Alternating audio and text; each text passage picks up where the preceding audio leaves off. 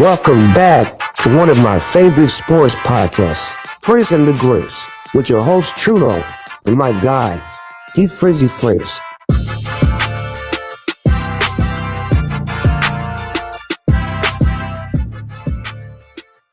Hello and welcome back to Frizz and the Grizz. It's your boy Trudeau. Thank you for joining us live Monday, January 12th.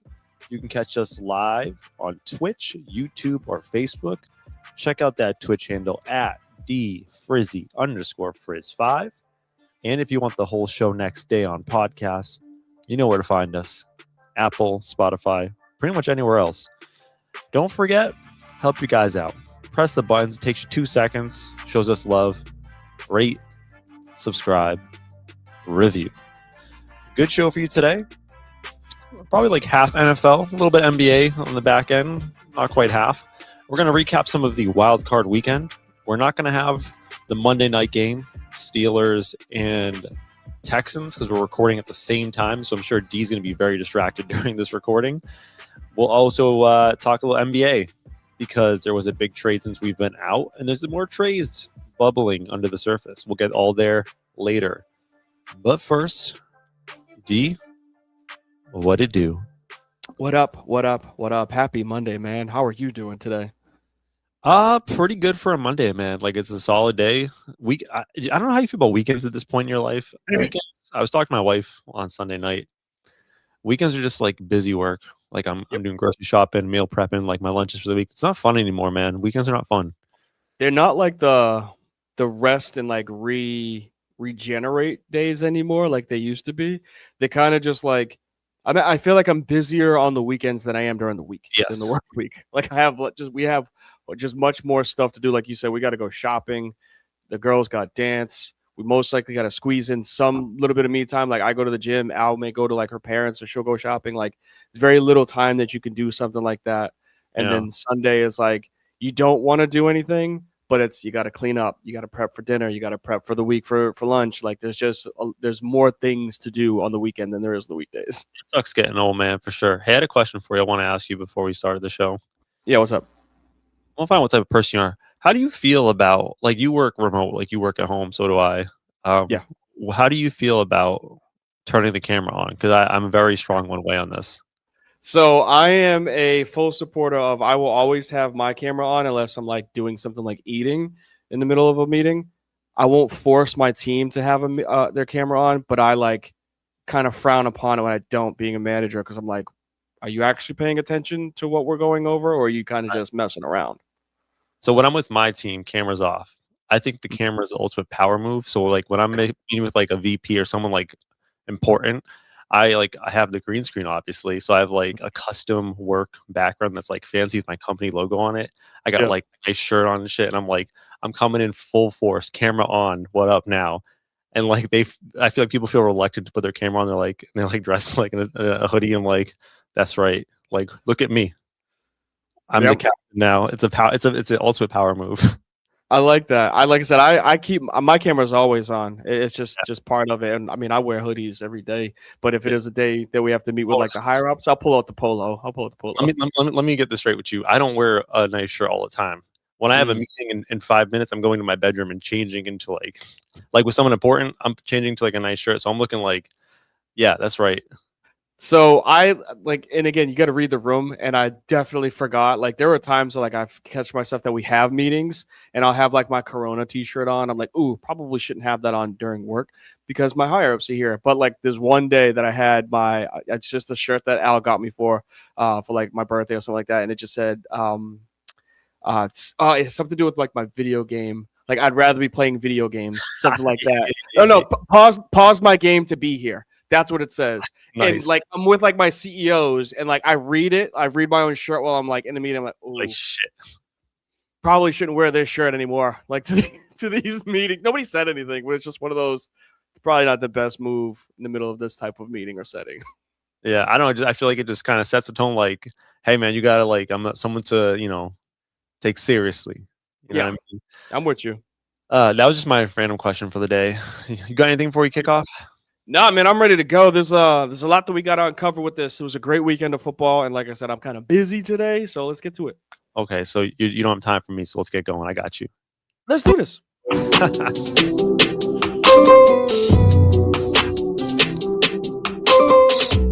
I don't know how much in depth for each game we want to get into. I just listed it as wildcard weekend takeaways. Like we can go into X's and O's and like in depth in various games if you want. The first place I want to start is just, I was saying it early in the season, and you said I was tripping with the Eagles. Mm-hmm. It didn't look right all year. We're like, nah, they'll be fine. Like they're just doing the Eagles thing where they kind of, just scrap out and wins regular season. Nah, man, this Eagles team is in trouble. And the weird thing is they played a 49ers team that if you ask me on paper who was a more talented team with injuries included, right? Because the 49ers were banged up. They lost George Kittle during the game as well. I would have said the Eagles are a more talented team top to bottom, like roster wise. They just don't compete. And I think it's one simple truth about the Eagles. It's the coaching. I don't know what the hell Sirianni does as a coach, but that was just a piss poor effort coaching and like schematically trying to game plan for this matchup. So I think people want to, because they always do, they want to like kill Jalen Hurts for this game. And no, this was not a Jalen Hurts issue. Hear me out. The reason why I say that is that fourth down play. I don't know if you watched the full game, but that fourth down play where they didn't get it at the end of the. Oh, actually, let me roll the tape back. So it's fourth down. You have 3 timeouts with 49 seconds left, and the clock is stopped. How you don't manage to be a coaching staff to get the play call in, make sure that they execute properly, and they don't have to worry about a flag. Even if you're about to get a flag, take the delay of game. What's 4th and 15? What's 4th and 17 versus 4th and 12? Really isn't that much of a difference. No matter what, you still got to get damn near to the end zone. So when you burn that timeout, that's coaching. That's a stupid timeout to take, because now if you don't get it on 4th and 12, guess what? The game's over. At least if you didn't get that 4th and 12 or 4th and 17 after the flag, you would have had 3 timeouts to still get a chance to get the ball back. Would have been hard? Absolutely, but it would have been at least a chance. So this is why I blame coaching for that, because also on that drive, 3 times they called that same in route from who's the tight end for the Goddard for the Eagles.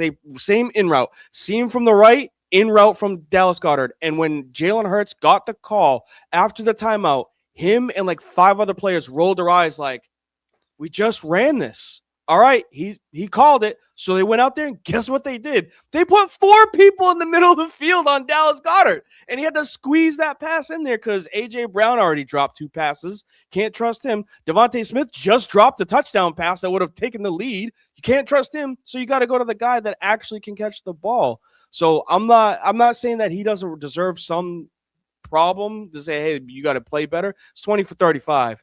But coaching lost this game. I'm not putting it on the players yet.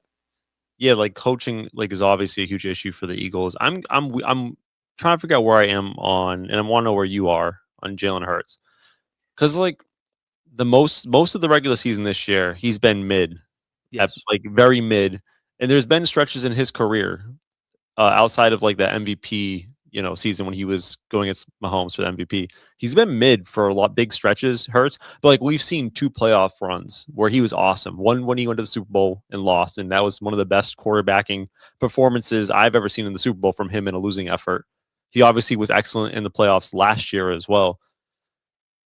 The Eagles staff, and I don't know if this is a Hurts or a staff problem, they call the game like they're afraid that he's going to screw up. Yes. They're very conservative and very scared in offense. They don't want to stretch the field too much. They have 2 outstanding receivers. They're very conservative offensively. And I think that was okay last year, right? Because their offensive line was head and shoulders above everyone else, and they've dealt with a lot of injuries, and their offensive line is still very good, but it's not elite where they can just maul people all day. Even with that, like knowing that your offensive line is not as good and you have to be less conservative, they were refusing throughout the regular season and in this playoff game to like let Jalen Hurts shine. But I'm wondering, D, is it because they know Jalen Hurts isn't that guy who led them to the Super Bowl? Like maybe he's more mid than we give him credit for, and they were a little scared on purpose, or is it just completely they're dumbasses for doing that? Coaching. I don't care what anybody says. I know that a lot of people talk about like college doesn't translate always into the pros. I get that. I'm not saying that it will. But we saw that man take shots downfield when he had CeeDee Lamb and Hollywood Brown at OU. So don't tell me that he can't throw the deep ball with A.J. Brown and Devontae Smith. When he had different offensive coordinators, we've seen him perform much better. Nick Sirianni calling the plays this year, ruined this team. Like they have the best, the most talent on any roster, from line to D line to backers to corners to wide receivers. They are the most talented team in the league. That is a coaching problem if you can't get the best out of those players that are out there. When it comes to Saquon, he looked like dog crap last night. He got nicked up a couple times. Yes, he got 100 yards rushing off of like 30 carries. Yeah, it was. I hope he gets 100 yards if he's getting 30 carries in a game, because he's kind of good, obviously. But the schemes that they run on offense are very, very simple. And I think I was watching First Take earlier today, and this is just stuff that like I don't really understand, I don't notice, but other people do. And they were saying that every time Jalen Hurts went under center last night, they ran the ball. They were 7 for 7. And he's like, if I'm sitting here watching it from my couch, what the hell do you think on the other side of the ball? Was it Robert Saleh? He's the defensive coordinator. Yeah. One of the better. I think he gets more FaceTime than Kyle Shanahan. Like one of the better defensive coordinators in the league. What do you think he notices? You know what I'm saying? Like if he sees Jalen Hurts go on the center, hey, running play, bring everybody up in the box, because Sirianni's not calling a play action throw over the top. Like that's you can't allow things like that to happen and then blame the players. I'm not saying that they're not relieved of responsibility from the game. AJ dropped passes. Jalen Hurts missed 15 passes. Devontae Smith dropped passes. There were times where Saquon cut when he shouldn't have cut and he should have hit the hole. So I'm not relieving them. Yeah. But when you do scheme things like that, where like, hey, as a pattern, they've just thrown it. They've run it the last 6 times they've gone under center. Let me guess, when they go under center this time, they're going to run it again? Okay. That's not the players. That's the coach being bad. Yeah, it doesn't hurt. It doesn't help the situation. I don't know if you mentioned the exact number, but the Eagles had the most drop passes this weekend at 4 overall. AJ had 2. I know that. Yeah, and it's weird. I just was curious when you were talking, because I remember watching them in the regular season, and it felt like there were games where they phased out AJ Brown, Devonta Smith, and Dallas Goedert 8. I was curious, like number of receptions for the course of the season. Dallas Goedert is right behind those 2 top receivers. I think those 2 respectively had 77 and 72. I was just looking. I think Goddard had something. I think it was 63. Mm-hmm. Goddard's not, George Kittle. He's not Trey McBride. He's not Brock Bowers. And an offense not featuring their best weapons on the outside and really force feeding the middle. To your point, it does kind of lean towards play calling and play design and that sort of thing. I don't know what the Eagles are going to do, because I remember when Sirianni got hired, and it was a joke. His introductory press conference was a disaster. Was the one we were stuttering? Yeah. And people thought he was a bozo, like, throughout his coaching career. Jalen Hurts it seemed like there was beef between him and Jalen Hurts, and they won a Super Bowl last year, and winning, heals all wounds. But clearly, he's the guy we thought he was, right? Nick Sirianni. He won a Super Bowl last year. Like, does he get fired? Probably not. But I don't think he's a good coach. I don't know if that's a hot take, but like, I think that's pretty lukewarm take, because everyone believes that. I don't think he's a good coach, and he's just fortunate to have an excellent roster around him, especially last year. And he's going to keep his job longer than he should, because he did get a Super Bowl out of it. Yeah, I don't think it's a hot take, but it's definitely, that seat is warm. Philly fans don't. Doug Peterson was let go 2 years after they won. Fair enough. So it's not like the seat is not warm. By the way, Philly fans, I was going to be an Eagles secondary team, because I liked how they yelled. Where did that come from? I like how they yelled "Go Birds" at each other. Like, I was like vibing it, like it was fun. I watched a clip of Eagles fans. There was a clip online where 49ers fans were walking into the stadium, and behind a fence, like a bunch of Eagles fans are throwing like beer bottles and shit. And I'm like, oh, Eagles, Philadelphia fans, the fans are shitty. The Philadelphia fans are the least classy fans in the entirety of all of American sports. I'm with you on that one. I didn't know that's the route that you were going, but yes, I thought you were just saying like fuck the Eagles. I was like, damn, what the hell do they do? Oh, but yes, the fans, yes, I can agree with you on that one. They are one of the worst fan bases in the league. Very passionate, I'll give you that, but very disrespectful. On the flip side, I think for the 49ers, this was a masterclass coaching job by Kyle Shanahan. And I say that because they are outmanned as far as personnel wise. Like they're at a disadvantage, especially mid game, losing their best receiving threat in George Kittle. And I feel like it was a tale of two teams, right? The Eagles were playing not to lose the game, very conservative. They didn't want to really dial it up on offense. The 49ers like, let's just let it rip. What do we have to lose? Like, let's just go for everything, go for big plays. Like, we're not going to play conservative, and it paid off hugely in this game. That play calling on the offensive side to get, Brock Purdy still was a little iffy. He made some throws that, he had 2 turnovers. I don't know if he had 3. I know he lost. I mean, he fumbled the ball. I don't know if he lost it, but I know he threw 2 picks. So, like, can't afford that to happen in a playoff. But for you to do that, still get 23 points out of it in Philadelphia, the plays that were called, that executed properly, they worked well. They worked that clock. They got Christian McCaffrey the ball as much as possible. Demarcus Robinson had a hell of a game, a coming out party. I know he was with the Chiefs, but, like, my goodness, 110 plus, I believe he had. 111. Yeah. Exactly. So, like, good for him. I think it started off the first catch of the game was like a 60-yard catch, something like that. So, like, good for him. McCaffrey, they ran that halfback or wide receiver pass to McCaffrey from Juwan Jennings. That was a dart, by the way. Insane. He got popped. Yeah. Well, they said he ran in the Super Bowl too. I was gonna say he ran that exact play in the Super Bowl. Mm-hmm. And he got absolutely crushed when he threw that ball. And it was a dot, perfectly thrown right over the shoulder. I know he had to make like some adjustment, but like from where he was to get hit into where the ball was, you're gonna say that was perfectly thrown. Like, I don't care how many adjustments he needed to make on that one. It was a great throw. Yeah, I love their aggression in this game, Shanahan and the 49ers. And it's crazy that they won the game considering I'm looking at their receiving log. Do you have any guess who their first most receiving yards was Demarcus Robinson? Mm-hmm. Second receiving yards for the team was Christian McCaffrey. So you have Robinson and a running back. Any guess who the third most receiving yards were on the team? Kyle Juszczyk. Saw it.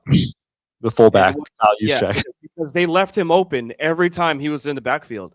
There was like a 3rd and 16, and he just blocked.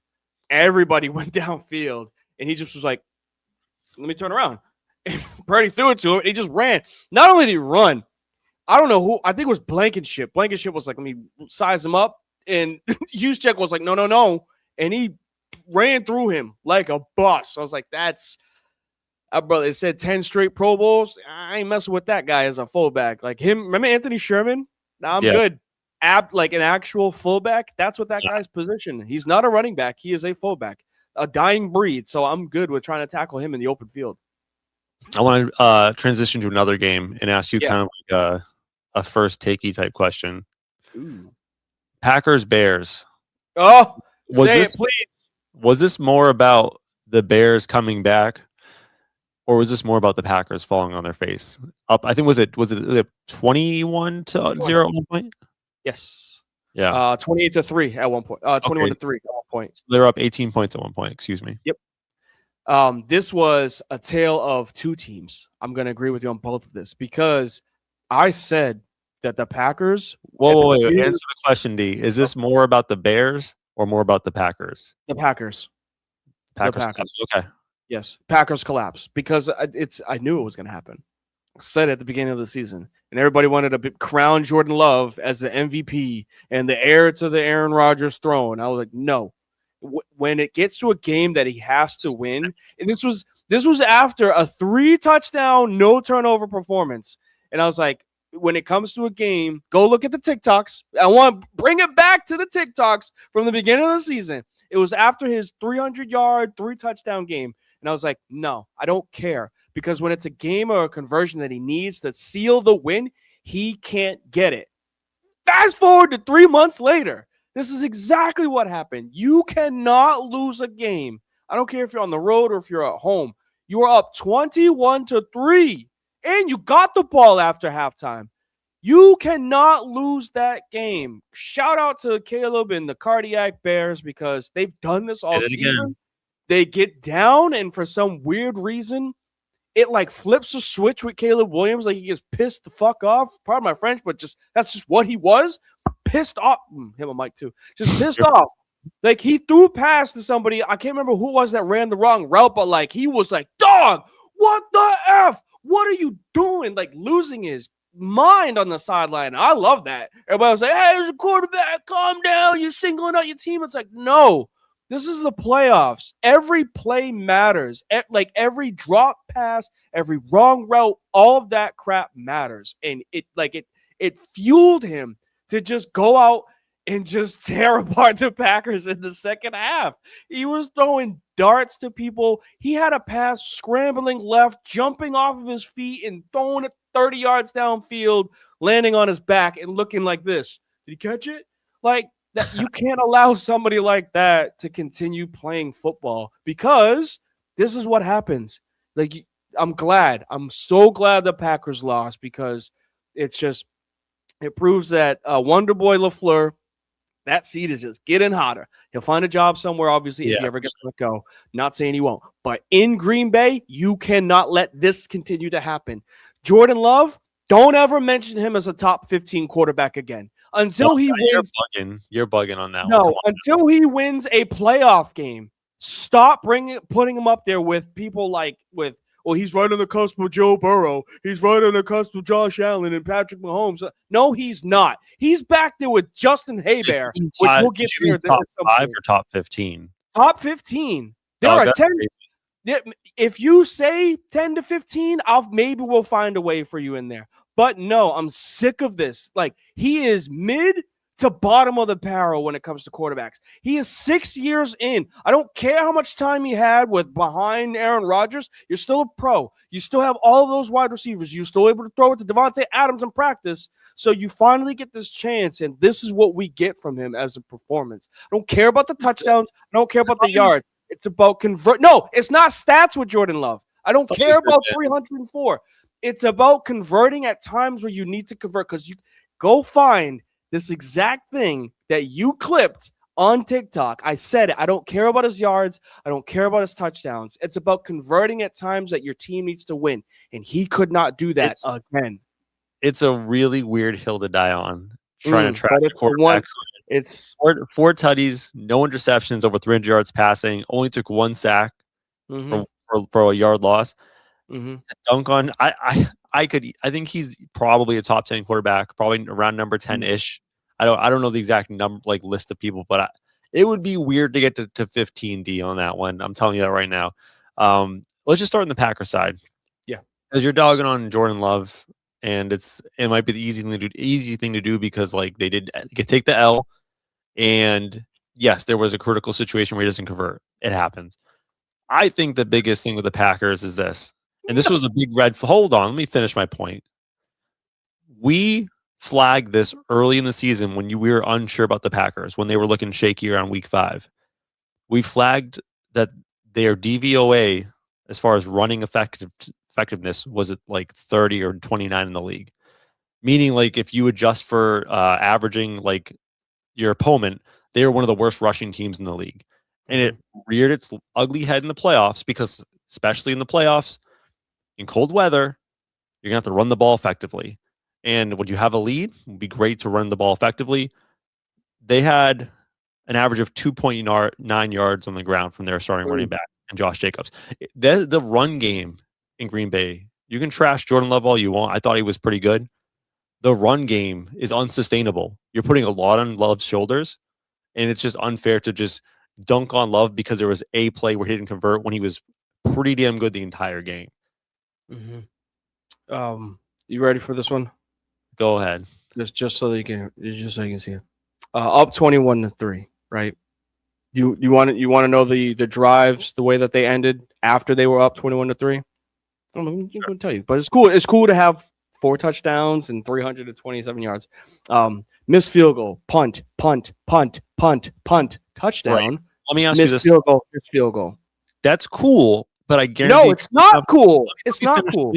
I guarantee if you opened up that punt, you would see Josh Jacob 1 yard, Josh Jacob 1 yard.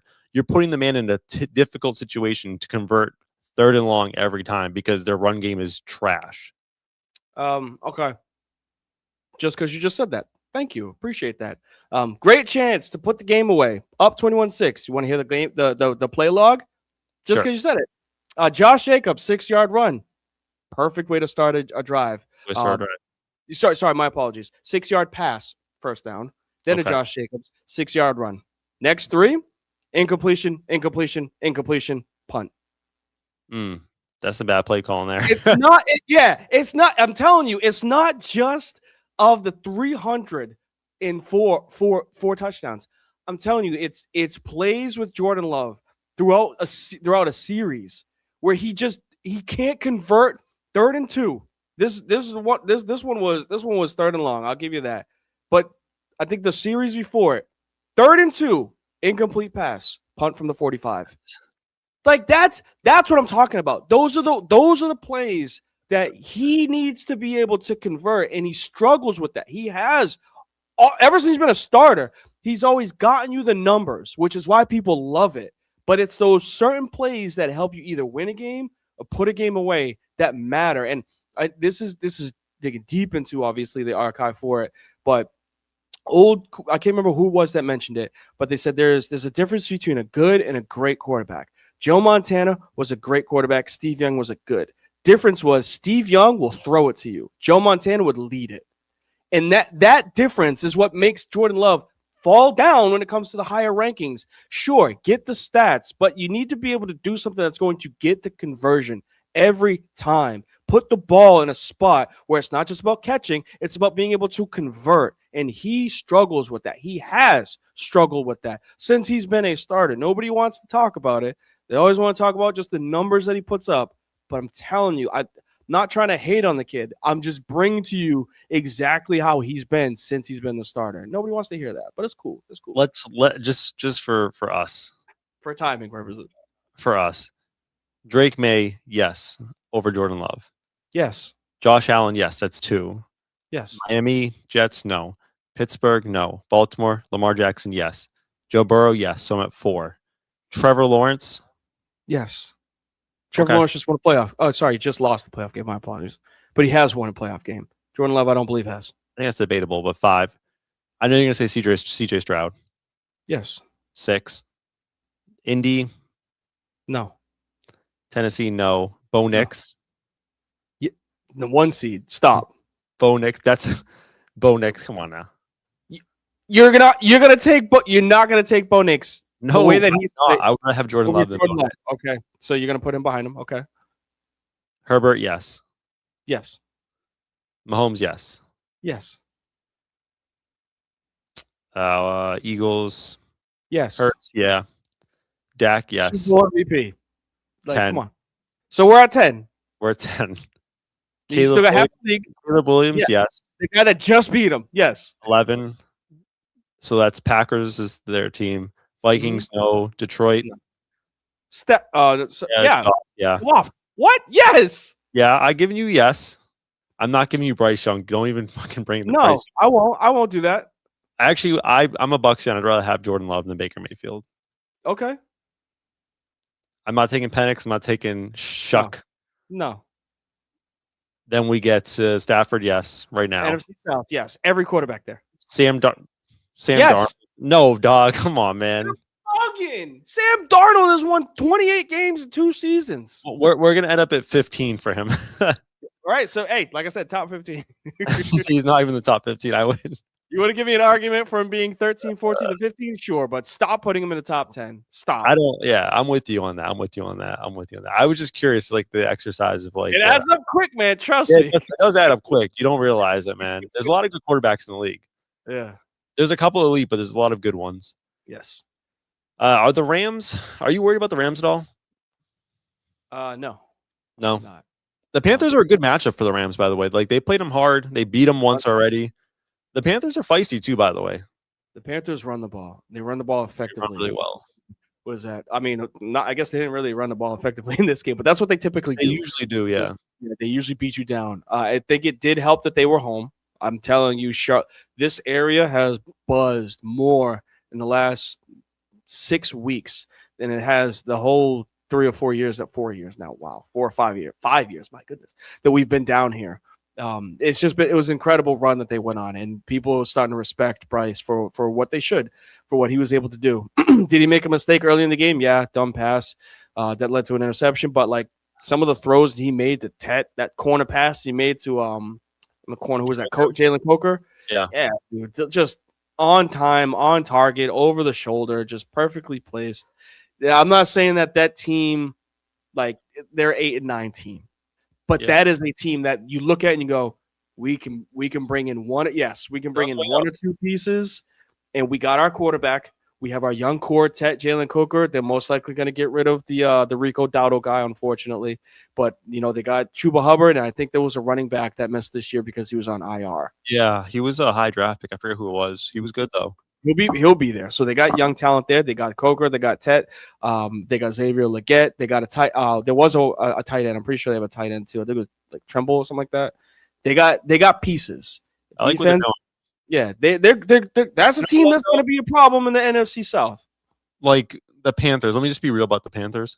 Mm-hmm. Were they going to win the Super Bowl? Absolutely not. No.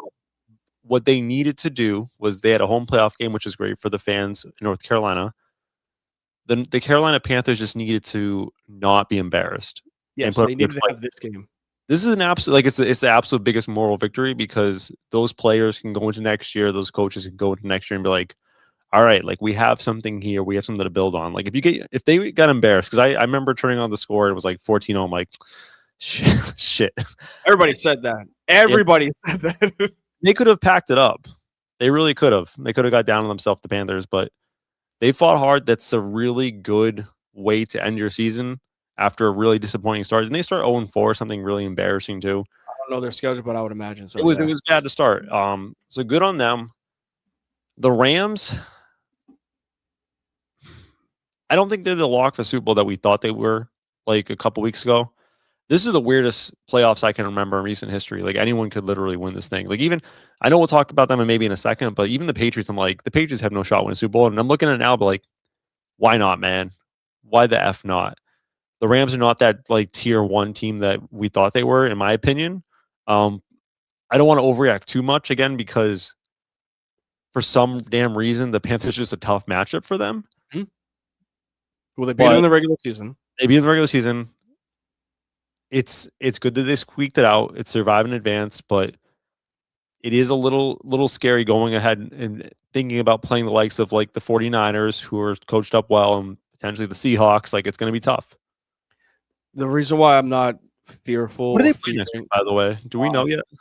I think it's got to be set. Pretty sure it's going to be set, right?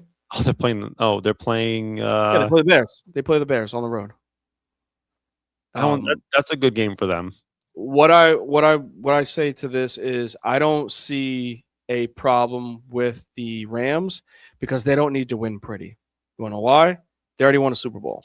You get certain teams get a pass and they just need to win.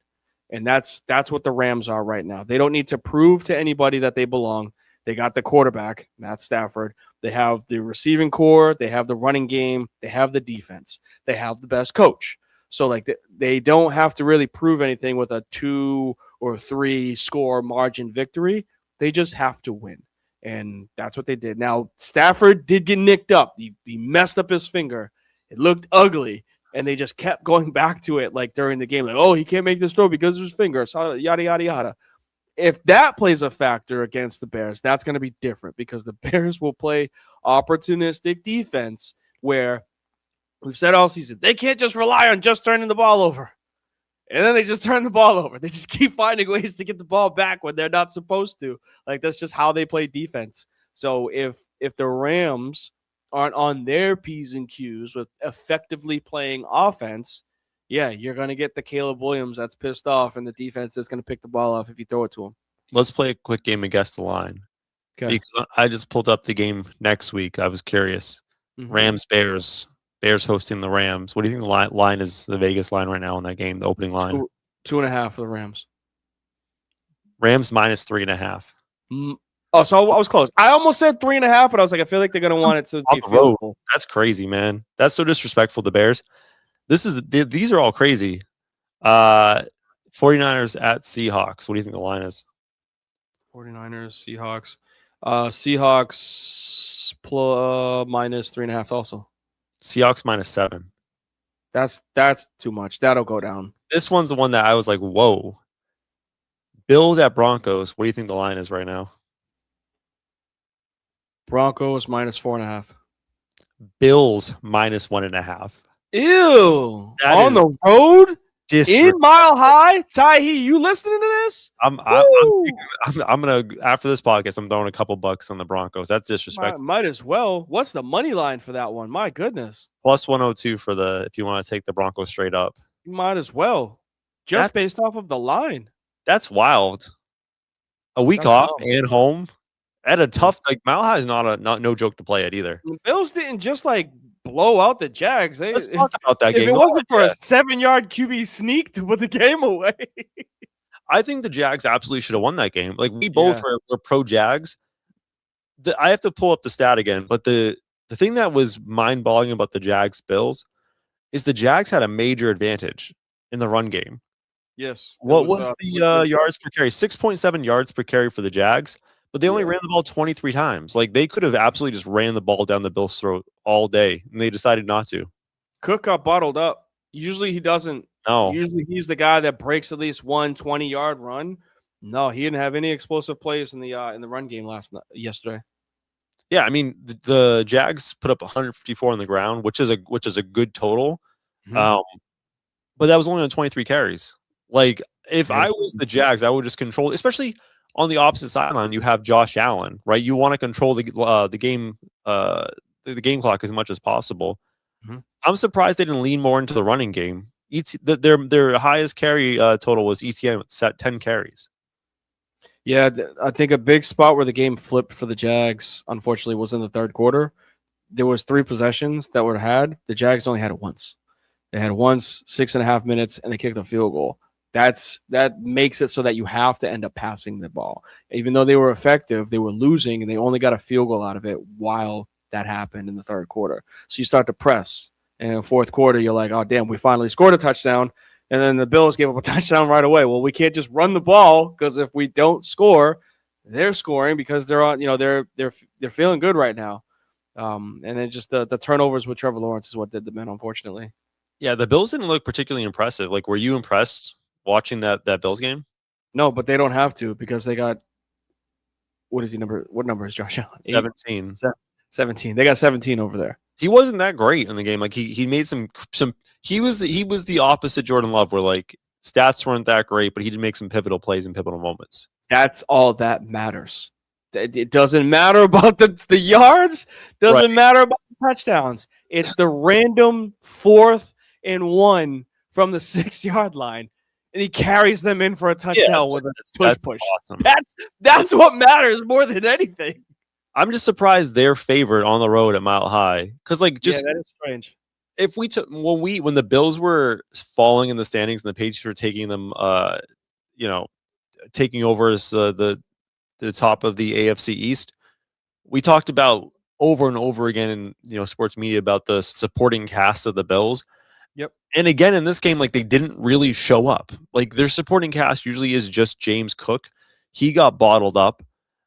Receiving wise, Khalil Shakir, I mean, he got a lot of receptions, but minimal gains out of that. It's like there was nobody supporting this team, supporting Josh Allen. Like, yes, Josh Allen was great, but man, it's gonna be a really tall task for them next week going into Mile High, one of the hardest places to play against. Maybe the top 3 defense. I'd probably put the Texans defense number 1, but like top 3 defense in the league. Yeah, easily. It's them, Seattle, and the Texans. You're not wrong because they're going to have Satan over there. They're going to have bigger bodied, defensive backs that slow down these types of plays. The issue with the Bills, like, they're going to have 17. He's going to go out there and he's going to try to will his team to win with a play here that matters and a play there that matters. But their play calling right now, I had watched a video and I was like, wow, this is so accurate and it's terrible. It said that the Bills have a bunch of wide receiver 4s and they just all run just like routes 5 yards from the line of scrimmage. It's a pass, but it's RPO. It's a slant pass. It's an out. It's just things that are very, very quick. Get them a ball and hopefully they make a play because unfortunately, who's the Gabe Davis just got hurt. He's out. He's done. MIA alert for who was a Florida State guy that they grabbed. Keon Coleman. Keon Coleman. I don't even know if he's on the team anymore. He might not even travel to Jacksonville. He played, yeah. Oh, he did play. He didn't get a target. It doesn't look like. He had one reception. Oh, he did. Yeah, one for 36. My apologies. I skipped right over his name. But yes, like they don't have some. They're tight ends. They got Dalton Kincaid. They got Frank Gore Jr. I didn't know Frank Gore Jr. was in the league. Shout out Frank Gore. Yeah, shout out Frank Gore. But no, they don't have a guy at the wide receiver position. They don't have somebody that's going to relieve pressure or like this is who I need to go to on 3rd and 5. They have tight ends. Like I think there was even a random tight end that caught a touchdown pass so Dalton Kincaid caught this one. Maybe it was somebody else on a different game. I was like, who the hell is that tight end that they have? But like that's the Bills, a bunch of wide receiver 4s and tight ends. Just like matchup wise next week, I know we're not previewing games, but it'll be interesting. The one thing I'm thinking in my mind is the Broncos are elite man defense because of their corners. I don't know how much man you want to play against Josh Allen because then unless you want to spy him, you prefer to zone so you keep everything in front of you and keep him from running and getting yards on the ground. But if they do play man, that could be interesting. Josh Allen could have a big running game and maybe keep them in it and win it. But I don't know. It's interesting matchup wise what they're going to do. Yeah. Yeah. Last one, which we both kind of like, it's a stinker. Patriots Chargers. Only thing to take away is like at least me, I don't know if you count, but like, the narrative of the Patriots had an easy schedule. It's why they're 2 seed. I mean, it was a pretty big boy game in the playoffs. Like it wasn't exciting. Like Drake May didn't look great. But holding the Chargers to 3 points, it's a good win. 13-point victory. I know that I think you can make an argument that the Chargers were just kind of a dead man walking with all the offensive line injuries. Mm-hmm. The Herbert hand injury, like they were kind of a dead man walking. It's tough too because like Herbert couldn't play under center at all because of the hand injury. So like the run game is very predictable. So again, I'm trying to discredit the Patriots win, but still, it's the playoffs, right? You haven't been there for a long time. You're hosting a playoff game, and you took care of business. It was never really in question for you if you're the Patriots. They got the win. Yeah. Defense looked great. Vrabel was able to call a great game on defense. They got pressure. I know they had obviously offensive linemen that were out. They were calling some crazy stunts. I'm sure you saw that. They had like a D tackle stunt right C gap, and then the DN came all the way around for a sack, like right up the A gap. I was like, that is smooth. I like that play. Do that, and then they did like 2 plays later and got another sack. So like they knew what they were doing. Offensively wise, Drake May is the guy. So follow me with this. But he needs to fix those turnovers if they are going to go on a run. He held on to the ball like we're gonna, and this isn't just for me to bring up Shedeur, but if we're gonna bash on Shedeur Sanders for holding on to the ball, then we need to do the same thing and be like, yo, Drake May, if your first and second read is not there, get rid of it. 2 fumbles yesterday. One of them he lost, and then one of them turned into an interception because he held onto the ball too long. That crap is not going to fly against better teams that are not as nicked up in the playoffs. So I'm not saying this is their Super Bowl run. We already said we're kind of like hesitant to think that they are going to be the team to represent the AFC. But if it does happen, it happens. You can't have this type of game because this game, 260, a touchdown and an interception with 2 fumbles, that's what he has against teams above 500. Those are his actual stats. This exact line of 2 turnovers, around 200 to 300 yards passing, not great, and then a squeak out win. That's what he had been doing against teams above 500, which guess what? They got another team above 500 next week. So they're either playing the Steelers or they're playing the Texans. I would assume they'd be really, really hoping that the Steelers win tonight. Yes. That is the better matchup for them. Yeah, because I mean and D'Amico Ryan, get that right? D'Amico Ryan's on the Texans, yeah. The head coach, yeah. Like you don't want to deal with that. You don't want to deal with him at home. No, and they did play the Steelers once this year. They lost, but it was they lost, but they literally threw up on themselves. It was a game where they had like 10 penalties, a bunch of turnovers. Like they were trying to lose the game. The Steelers had no business winning that game. Yep. Yeah. I mean, I would just say on the Drake May thing, the interception, the one interception that is on the books for him. I don't know how you feel about tip passes. It was a tip pass at the line that got picked off. I mean, yes, it's on the quarterback for a tip pass, but it's not the same as like a complete inaccurate throw or something stupid. It wasn't good though. I'm not saying he had a good game. Yeah. I was like, I mean, who's to say he didn't get another chance for another interception somewhere else? So like, it goes both ways. We'll see. Do you feel confident about anything in this playoffs, or is it just like let's just watch and just chaos? I'm confident that there's no front runner. This is going to be a playoff that whoever makes it through the playoffs and is in the Super Bowl, congratulations, because you are the first team in, what are we talking, 8 years that we don't go, oh, they're a clear winner, because you had the Patriots in their run, then you had the Bucks in their run, then you had the Chiefs, the Eagles, and the 49ers. It's like those 5 teams, you were like, one of them are winning the Super Bowl. None of them, Patriots are back, I guess. But like, none of those teams are really the front runner from like their olden days. Yeah, what's up? Outside of barring the Bills or the Rams winning the Super Bowl, are we going to look at the Super Bowl winner? Let's say it's a different team. Are we going to look at the Super Bowl winner and like after this year and be like, that was weird as shit and fluky? Like that doesn't feel like the same as all the other years. Yeah, you want to know why? Because 15's not out there. Yeah, of course you're going to say that. I mean, if the Bills win, I think we'll be like, yeah, Josh Allen. I could see why they won. Like they got Josh Allen. Or if the Rams, like there's a story with Stafford. But if for some reason like the Patriots in the Super Bowl, it's like that was fucking weird. If even the Broncos win, it's just like anybody that comes out the AFC East, out the AFC, it's got to be Josh. It has to be Josh Allen, because everything that's held him back has been, well, it's been Lamar, it's been Burrow, it's been Mahomes. None of them are there. So he has to be the guy to make it. If he doesn't make it, there's going to be a lot of noise in Buffalo. Do you have a team, since you were saying Sam, a Bucks fan, like we don't give a shit at this point, is there a team that you want to win? Because I have one. That's remaining? Yeah. I want to see the Bears do it. That'd be cool. Yeah. I want to see the Seattle Seahawks win it. I would love that too. Sam Darnold? I was thinking just Sam Darnold, the narrative of the guy who was drafted high, busted out, thrown to the side several teams. Even he had a good year, even in Minnesota. They throw him out the door, and the guy. Imagine if the guy wins the Super Bowl after that. How great of a story that would be. That's like some sports like movie shit.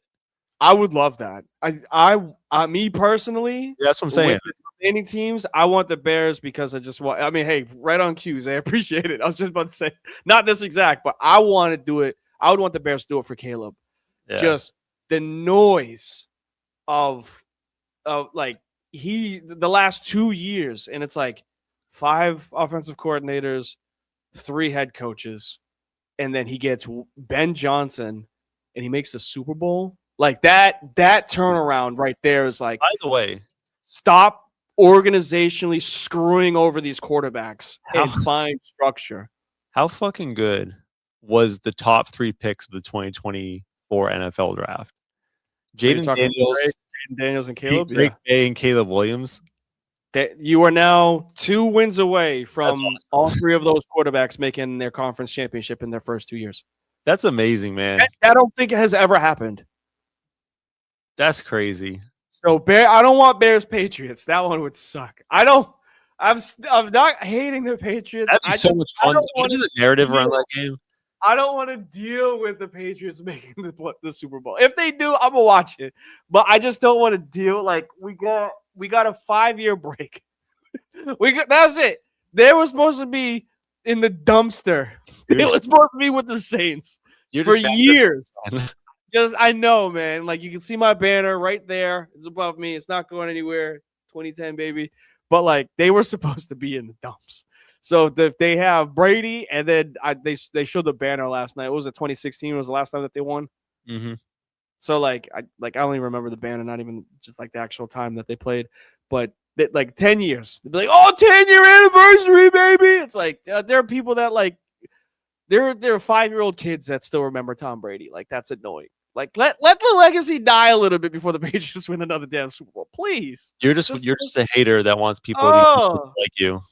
I mean, I want people to acknowledge, and I want them to appreciate a championship. Not, it's just another one. Like that shit pisses me off. That pisses me off that I go 25 years seeing my team win once, and it's amazing. And then you get 17 opportunities and 10 championships in 25 years. That Yeah, I got the pisses me off. I got the Patriots reject at Tampa, and we won a Super Bowl, so I'm not mad anymore. Still got one. He still got one. All right, let's talk some NBA real quick.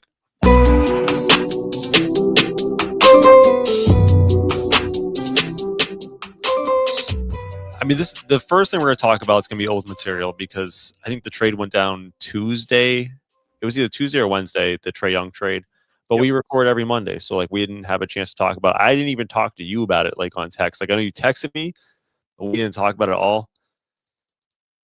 I guess I'll ask you first, just not too in depth, but like what was your first reaction to the trade? So let's to recap, it was Trae Young going to the Washington Wizards for CJ McCollum and who's my white guy with the headband, Corey Kispert. Mm-hmm. What was your initial reaction to this?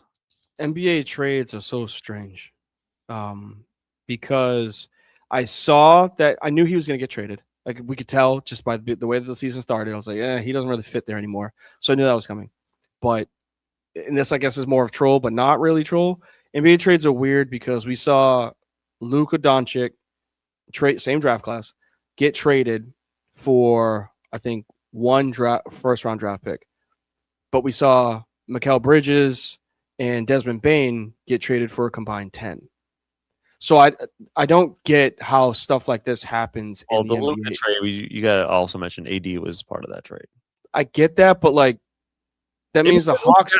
Can we just? That's what I'm saying. Yes, but they were both bad trades for the Hawks, the Hawks and the Mavs. It's like, what are you doing? Well, I'm not saying I'm not happy that the Lakers got it. I'm saying as the Mavs, that's a stupid trade. Let me ask you this: the Mavs were a stupid trade. Absolutely. So was the Hawks. You got nothing in return. For having Trae Young, you got absolutely nothing in return. I think that was the point. So we also have to understand this. We're in a new era of basketball. Mm-hmm. We're in the second apron era, where going over that second apron on your cap sheet not only implies a heavy luxury tax for the owner, but it freezes assets. It basically stops you from making trades if you're the second apron. It freezes draft picks. It's hell. They're looking at a very expensive team moving forward. Jalen Johnson's going to get paid a shit ton of money. He's the real deal. Yep. They just gave Dyson Daniels a nice contract. With Trae Young, he's getting $45 million this year. He's a player option next year for $49 million. He's not getting $49 million in the open market. No. They had no intention of re-signing him after this year. And he was absolutely going to sign that player option and stay with them. Trae Young's a weird player. I think the worst class of NBA player right now, and I mean class by like what you make financially and like what you produce in the court, is the fringe all-star.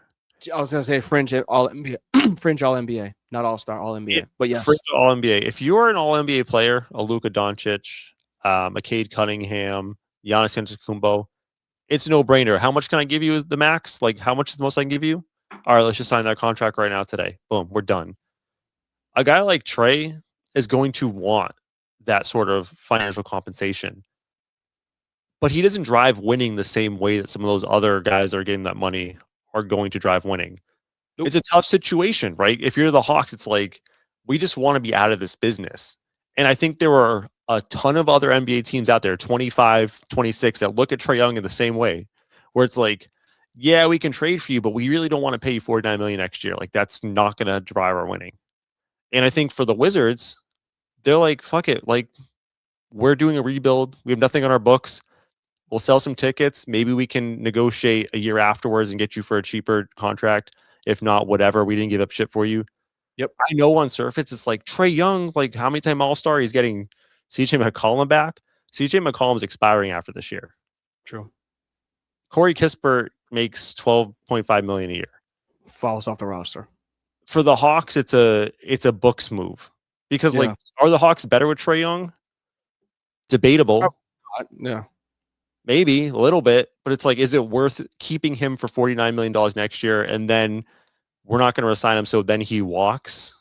It's like, I get it. But then you're in the same position. That's all I see it as. Like, not a single draft pick compensation. That's what I'm like, at least get 5 second rounders. You know what I'm saying? Not that they turn out to anything, but just you got rid of them for the. And I know this is revision. Yeah, like the guy that like he brought you to an injury plagued year. He brought you to an Eastern Conference Finals. Like when he's healthy and he's playing, he's 25-12. Like great numbers. Yeah. This team has flipped roster wise, like Daniels, Richardson, and the guy you said that just got paid. No, they're gonna get paid. Dyson Daniels. Thank you. Like they have 3 younger wings. That's who they're building around. I get that, but to just get rid of Trae Young to bring in people like you said, an expiring contract. CJ's off the roster next year. Corey Kisper's most likely off the roster in 2 years, or he's involved with another trade at some point. Yeah. So like that means you did end up losing him for nothing because you didn't get anything that you're actually going to retain as a valuable asset besides just paying people that you knew you were already going to pay. I think it's financial relief 1 year earlier for them. And yeah, trust me, like I listen to a lot of basketball podcasts. It sounds like the Hawks have been desperately trying to shop Trae for like half a year plus now. Yes. I think you could see that. I think if there was a bigger market, like you're like, they're stupid for doing it. I think if they could get those 5 first-round picks or 5 second-round picks, they would have done so. But they got to the point where it's like, hey, we can just dump him. Like, should we just do it so we can move forward? I had a conspiracy theory. I've heard rumblings in the past like 3 weeks that the Hawks, for some stupid reason, were very interested in Anthony Davis as a center. I think that before the Anthony Davis injury, there was a chance that there could have been a 3-team trade, and it could have expanded to like we're rerouting CJ McCollum and we're rerouting Porzingis to the Mavericks because those are 2 expiring contracts, right? So it's like the Mavericks can get out of the AD business completely, which is a win for them. And like the Hawks, for some reason, they loved AD. Like they could do that. I don't think the Hawks are done making moves. I don't think it's just like see you later, Trae. I think this is the trade before the move because now they have Porzingis expiring, Trae's off the books, McCollum's going to be off the books. It's like, all right, we can now reset and make a move either before the deadline or next offseason in the summer. We shall see because they're a middling team right now. What are they, 500? Because that's usually what they are.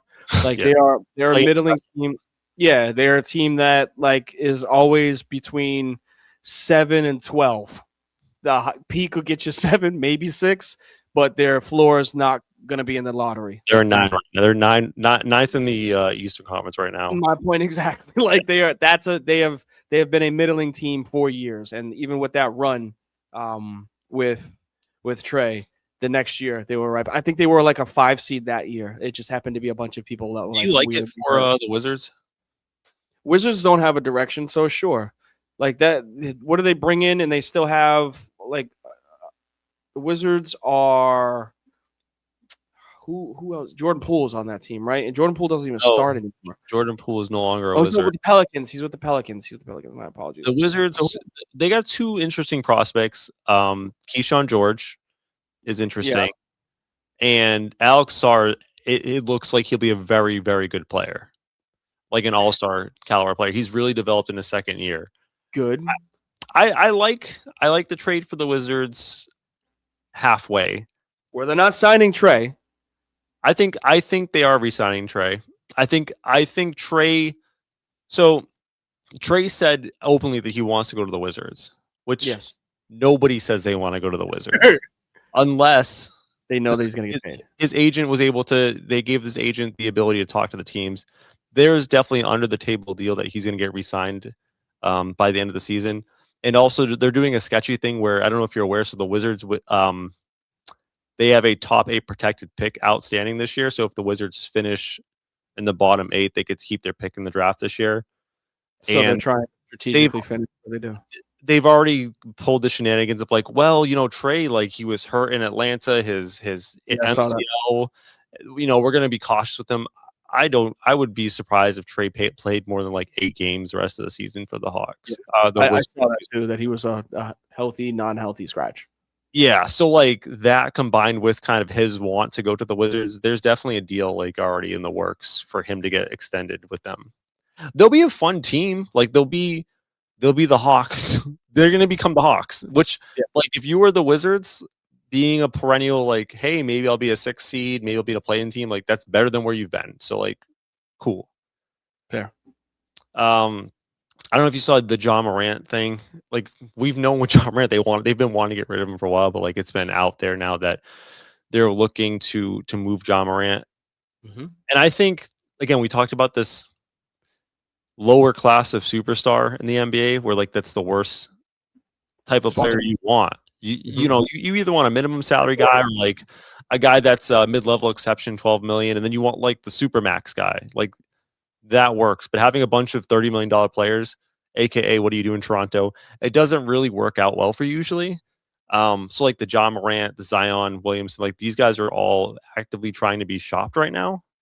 And I don't know what the market's going to look like for them. I think it's going to be another disappointing haul for these guys. Just to throw out some teams that I've heard linked with them, the John Morant, Miami's been sniffing around. The Heat, the Kings have been sniffing around Ja.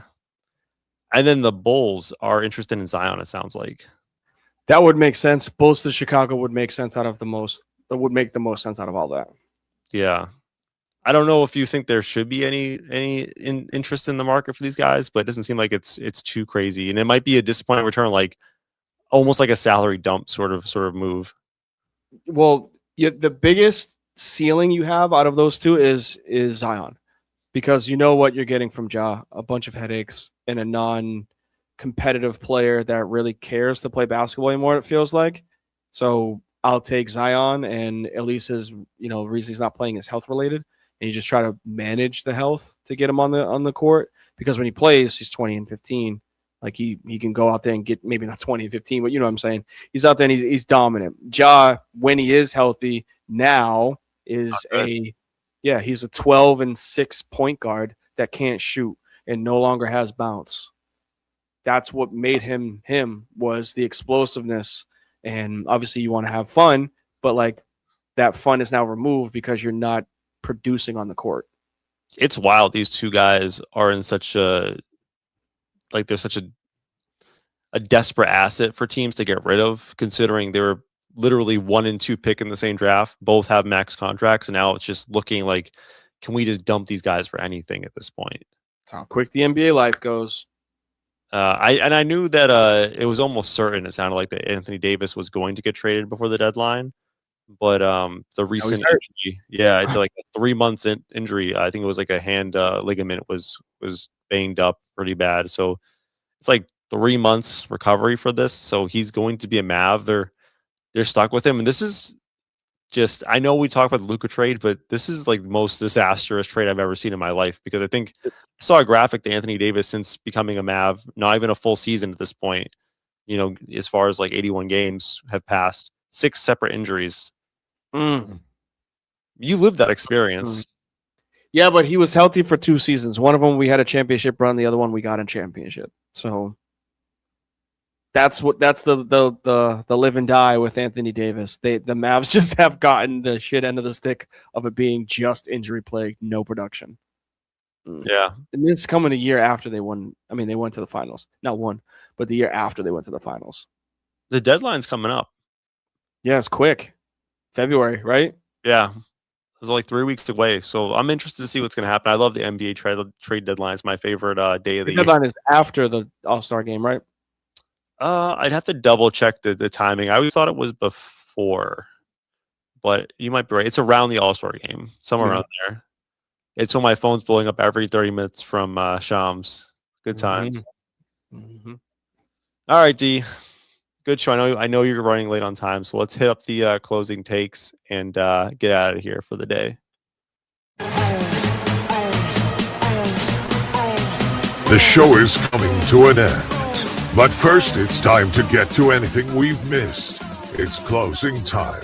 1 segment, 2 takes. Now go.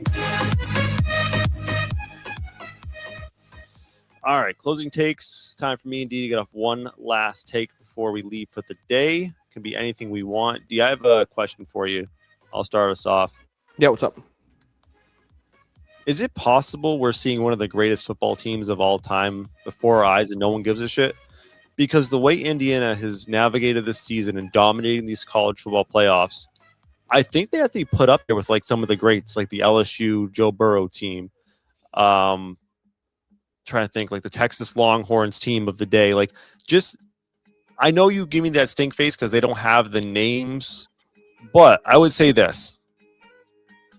College football has changed in this fact that like we don't promote the superstars as much as we used to because there's so much transferring and moving. So the players have become less important than they used to be when you were there for 3-4 years. But just if you look at what they've done to their opponents all season, and including very good teams in the college football playoffs, this might be one of the most dominant football teams in college football we've ever seen. And it's created primarily by 3-star recruits. So I'm with you with them being one of the more dominant college football teams. I'm not ready to put them up there with 01 Miami or 2019 LSU. Reason being, LSU and the Miami team, they have two different reasons as to why they're considered the greatest of all time. The 01 Miami Hurricanes had player after player after player after player that became a first-round draft pick. End up going to the pros. Like, they had that good of talent everywhere. O-line, D-line, running back, wide receiver. Sean Taylor was on special teams. Like, they had player after player, bench players that were NFL players. So that's why that team was considered the best. The 2019 LSU roster, they didn't have player for player that Miami had, but they had schedule.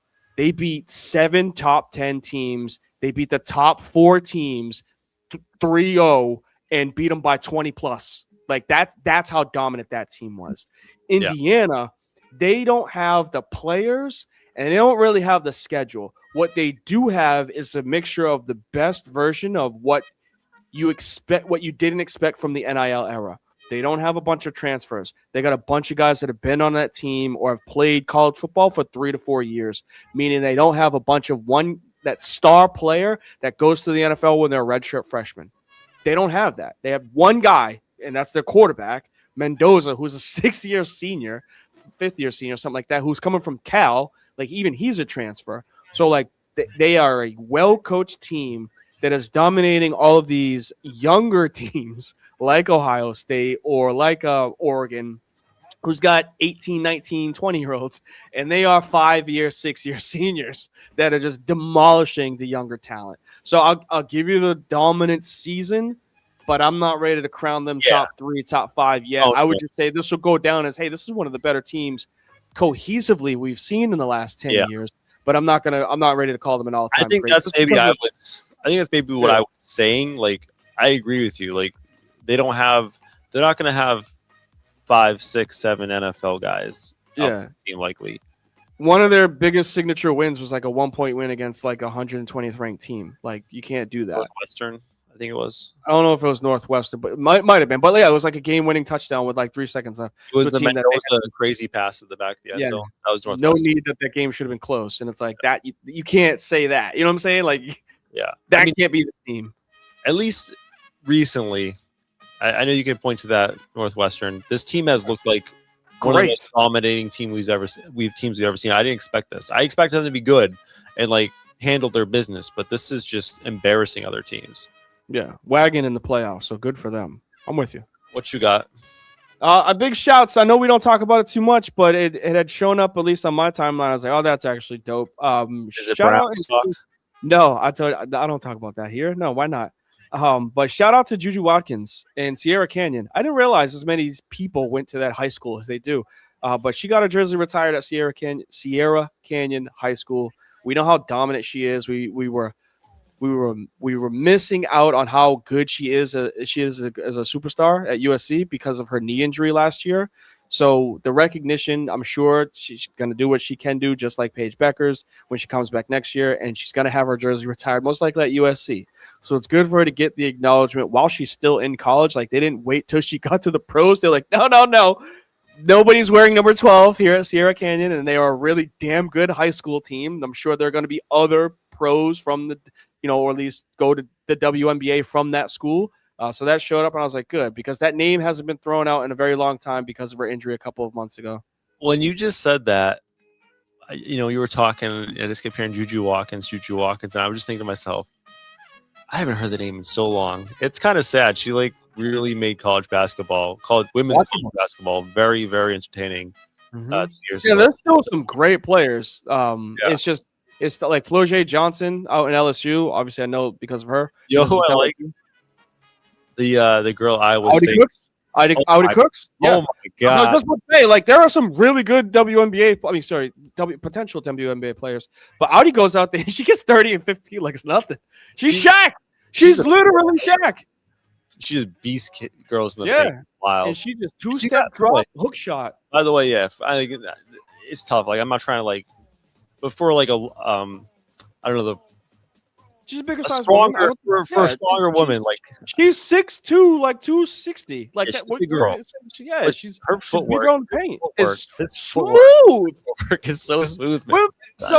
This, everybody's like, Angel Reese Angel Reese thinks she's Audi Cooks, and it's like, I mean, she gets the ball and she's post moving you in the paint. And it's like, I'm not trying to move that. She gets one shoulder into you and just blasting, get out my way type move. So it's good for her. She's cooking right now. But the women's college basketball game misses Juju Watkins dearly. So get healthy, come back. I'm glad Sierra Canyon started it. You deserve that. You deserve all of your flowers. But I can't wait to see you back playing at USC next year. I'm sorry, I saw your message. Let's get out of here, man. Oh, you're good. You're good. I said that 20 minutes ago. That's why I was like, oh, shit, we got to get out of here.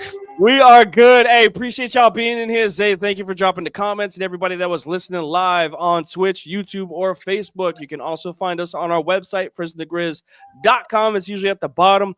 Next day, you can find us on all of our podcasts, Apple, Spotify, or wherever it is that you download and listen to your podcast. Please, please, please be a friend. Say something nice. You never know what it could do for someone. Make sure to take care of y'all mentals. Please make sure you take care of y'all physicals. Take care of y'all chicken. Take care of y'all children. And we'll catch y'all on a rebound. Peace.